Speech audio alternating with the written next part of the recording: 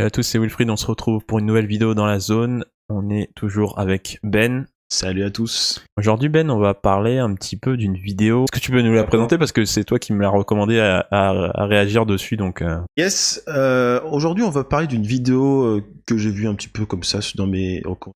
C'est une youtubeuse, elle s'appelle Noémie, je vous invite d'ailleurs à aller abonner. N'hésitez pas à vous abonner. Ouais. Dans l'ensemble c'est du bon contenu. Je voulais te montrer ce passage là parce qu'il y a un passage qui a retenu mon attention et je voulais justement donner un point de vue on dire masculin sur ce passage là parce que c'est souvent délicat pour les filles d'avoir on dire la vie d'un homme on dire qui serait objectif. Parfois on n'a pas confiance en nous parce qu'un homme nous a dit ouais mais toi t'as pas de forme, moi je préfère les meufs qui ont ci, qui ont ça, et du coup on se sent mal dans notre peau. En changeant sa façon de penser, au lieu de se dire ah ouais mais lui il n'est pas intéressé par moi parce que j'ai pas de forme, franchement je suis nulle, j'aurais aimé avoir plus de ci, plus de ça. Dites-vous, cet homme est tellement faible qu'il s'attarde sur des cellules graisseuses pour faire son choix de partenaire, alors qu'une relation durable se base sur des qualités mentales ou des valeurs communes ou des projets communs, etc. Et donc dites-vous que cette personne-là ne vous mérite pas, que cette personne-là n'est pas à votre niveau, parce qu'elle n'est même pas capable de se baser sur des critères intelligents pour faire son choix de partenaire. Et vous valez mieux que ça. Et donc regardez, contemplez cette personne avec de la pitié. Encore une fois, les gens projettent leurs insécurités sur nous. Et une fois qu'on l'a compris, le monde devient tellement simple. Admettons que vous flirtiez avec un homme qui vous dit que vous lui plaisez, mais par contre qu'il y a ça qu'il n'aime pas chez vous. Vous trouvez ça normal? Pourquoi fait-il ça? Parce qu'au fond de lui, vous l'intimidez sur un domaine, et donc pour compenser ce mal-être, il va essayer de vous piquer. Ça, c'est un homme faible. Ça, c'est un homme qui n'a pas confiance en lui.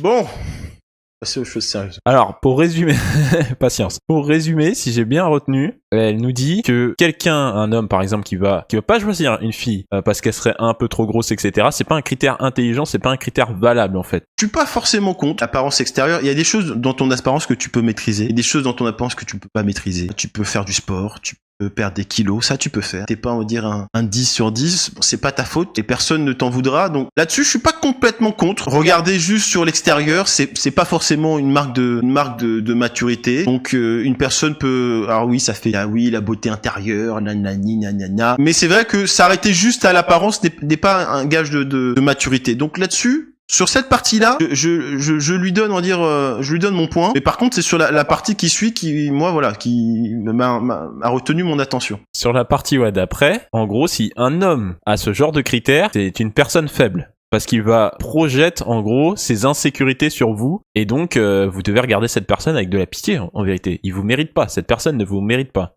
Je pense que voilà, c'est là où tu es pas d'accord. Exactement. Là, je suis pas du tout d'accord. Si vous faites fuir les hommes, c'est pas parce que vous êtes intimidante. Si vous faites fuir les hommes, c'est parce que vous avez une énergie masculine, on va utiliser les mêmes termes, qui fait fuir en réalité. Un homme, ce qu'il recherche premièrement chez une femme, c'est sa féminité. C'est tout ce qu'il n'a pas en réalité. Je ne cherche pas un pote pour faire de cette personne ma femme. D'ailleurs, excuse-moi de te couper, mais c'est intéressant parce que justement, elle utilise le fait que un homme comme ça a trop d'énergie féminine. Et toi, justement, t'es en train de dire, et je pense que t'as raison, la femme qui va essayer d'intimider, elle va essayer de trop utiliser son énergie masculine finalement. C'est ça que t'essayes de dire? Même plus encore. Je veux dire que c'est même tout l'inverse. C'est les garçons qui ont une énergie féminine qui accepteront de fermer les yeux. Les garçons qui ont une énergie masculine, au contraire, ils vont exposer les choses telles qu'ils les voient. À moins que tu sois une fille parfaite, que tu n'aies pas de défauts. Généralement, on a tous des défauts. Que je sache. Généralement, tout le monde a des défauts. A priori, ouais. A priori. Si on est honnête. Donc, quand un garçon juste expose, on va dire, des défauts de ta personnalité, c'est pas parce qu'il a une certaine insécurité. Donc, déjà là-dessus, je suis pas d'accord dans le sens où c'est plutôt quand un garçon vous dit la vérité en face. Quand un garçon prend la peine de vous dire les choses telles qu'elles sont. Prenez ça comme plutôt une marque d'intérêt. Parce que pourquoi je prendrais le risque de éventuellement me faire embarrer alors que je peux te caresser dans le sens du poil et te dire ce que tu veux entendre de moi. Si je te dis les choses que tu veux entendre de moi, à coup sûr je t'ai gagné. Mais si je prends la peine de dire voilà, j'ai vu que t'as tendance à faire ci, j'ai vu que t'as tendance à faire ça, je prends des risques. Et donc si je prends ce risque-là, c'est aussi pour montrer que je prends cette relation avec sérieux. Est-ce qu'on se suit? Est-ce que t'es d'accord avec moi?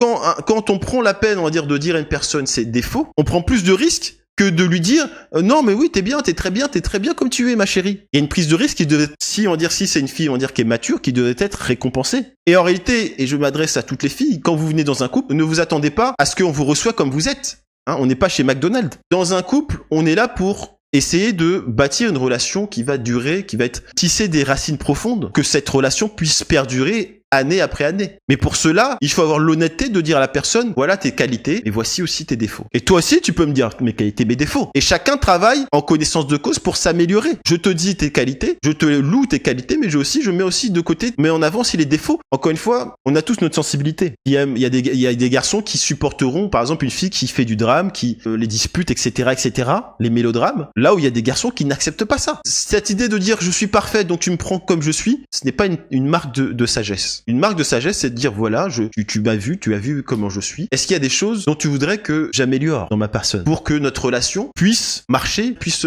prendre son envol? Et c'est pour ça que, pour revenir au sujet, toutes les filles qui sont comme ça, c'est tu me prends comme je suis, ou sinon t'es un loser. Évidemment que les hommes fuient, parce que il y a une proverbe qu'on m'a appris il y a quelques jours. Il dit un homme intelligent, c'est quelqu'un qui trouve des solutions, mais un homme sage, c'est quelqu'un qui évite les problèmes. Tous les hommes sages que je connais sont intelligents. Tous les hommes intelligents que j'ai vus ne sont pas toujours sages. Un homme sage, c'est quelqu'un qui va éviter de se mettre dans des situations à risque. Et quand tu es dans une relation avec une personne et que cette personne ne fait aucun effort pour s'adapter à ta personne, qui prendrait ce risque? Qui prendrait ce risque? Et j'ai envie de dire, seul un homme qui n'a pas confiance en lui-même prendrait ce risque-là. Seul un homme qui se dit peut-être que c'est la dernière chance de ma vie, donc je vais faire avec, je vais prendre le risque. Mais si tu as le choix, si tu as les options, jamais tu prendrais ce risque-là. Il faudrait être insensé pour se mettre dans une relation avec une personne qui peut, et on va dire, à chercher à te faire plaisir dans la relation. Je pense que c'est une bonne démonstration. Hein. Donc voilà, mais encore une fois, je vous invite à vous abonner, à aller voir son contenu. Pour le reste, on va dire, là, évidemment, c'est pas facile quand elle se met dans la peau de